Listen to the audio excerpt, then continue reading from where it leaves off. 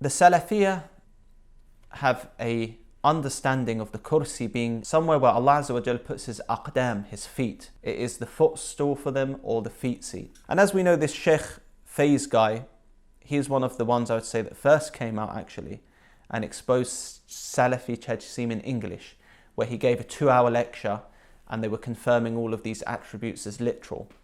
And he was saying Allah has fingers, Allah has this and that. We don't do ta'wil of these, we don't interpret them, we leave them alone and we accept them how they are. So as you can see in the following clip, he will say that this is a type of feet seat, a footstool for Allah Azza wa Jal. So this is the Salafi understanding, or the understanding of many of those who say they are the people of the Sunnah. After the clip, we'll go into an article quick of one of their websites to see what they say about the feet of Allah Azza wa Jal. You know, with the throne and the footstool, yes, does the same law apply to that as Allah's names, or like as Allah's names and attributes? Absolutely. These are matters of tawfiqiyya, or tawqifiyya, meaning that you must have a authentic source to prove these issues. You are not allowed to say Allah has this or Allah has that, whether it's the throne or the footstool or whatever, unless you have clear proof from the Quran and Sunnah. Is that what you're referring to? No, I mean the same. Of course, absolutely, very good. Likewise, the throne, we're going to get to that in the future, inshallah. The throne and the footstool and so forth. What's the footstool? Kursi? What's the kursi? You haven't given me the definition of it. You translated it for me. The foot seat, man. The feet seat, you know. The feet seat? What's the feet seat? Never heard it before. The thing you raise your legs up on. Yes, it's the place. What should I tell you? It's the place you put your foot on, huh? Very good. Welcome back, dear brothers and sisters. So you saw the clip there about this being a footstool where Allah puts his feet. So again, Muhammad Hijab going a bit mental at one of the Salafi speakers, saying that you're giving the image of a man. If a kid hears this, they're going to think Allah is a man. Well, what do you expect? Allah has a face, Allah has a shin that he'll show, people recognize him by a shin, and then Allah is actually sitting, according to some of your scholars, on the throne physically, and then he has feet which he puts up. What other image could people get but a man? Because they became literal. And then they say to the Shia, you reject the attributes of Allah and we affirm them. No, we accept what Allah Azza wa Jalla says, but we, for certain verses, need to go to the Ahlul Bayt, because as we know, the Allah Azza wa Jalla is not like his creation. So when there are words with tashbih, when there are words with similar meanings, we then need to take them to the Imams alayhim salam, take them to the Prophet Muhammad sallallahu alayhi wa alayhi, who gives us a correct meaning. So let's go in an article quick of a Salafi website, Islam QA, and we'll see the title of what it says. And I'll try to put a screenshot. Affirmation that Allah has 2 feet.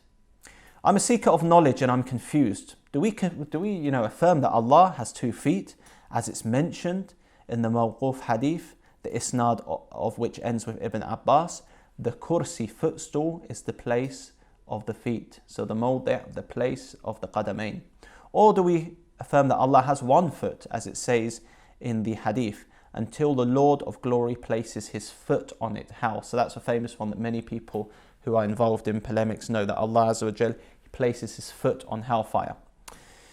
So the person basically asks if Allah has 2 feet, will he place both of his feet on hell? So he's got 1 foot, but will he place both of them? Taking into account the fact that the words of the Prophet said his foot appears in the genitive or possessive, and as we know, the genitive singular is general in meaning. So here's the answer to this person.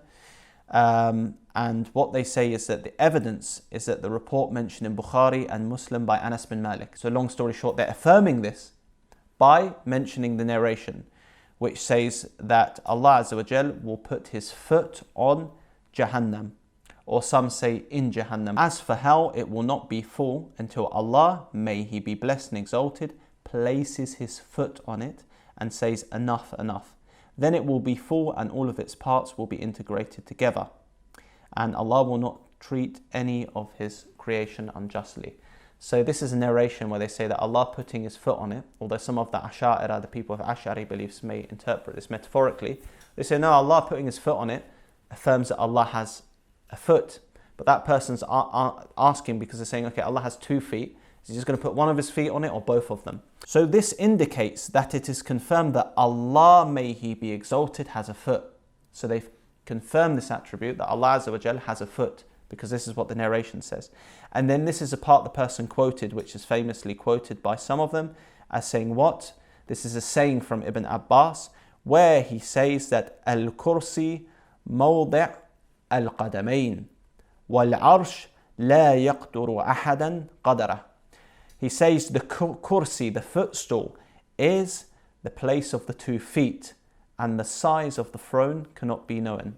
So according to Ibn Abbas, this saying attributed to him, the kursi is the feet seat, the place where Allah Azza wa Jal puts His feet. And they quote it here from Ibn Abbas, what I have just quoted. And then they give the sources and say that basically this is an authentic saying, and it's being classed as sahih, as I'll put in the screenshot. And then it gets worse. Abu Musa al-Ash'ari, may Allah be pleased with him, said the kursi is the place for the 2 feet, and it creaks as a saddle creaks. So maybe according to them, God moves around His feet and then it causes a creaking sound. And again, this is classed as sahih according to the references mentioned. And it says these 2 reports confirm that Allah, may He be exalted, has 2 feet. And this is the belief of Ahlul Sunnah, that Allah has feet.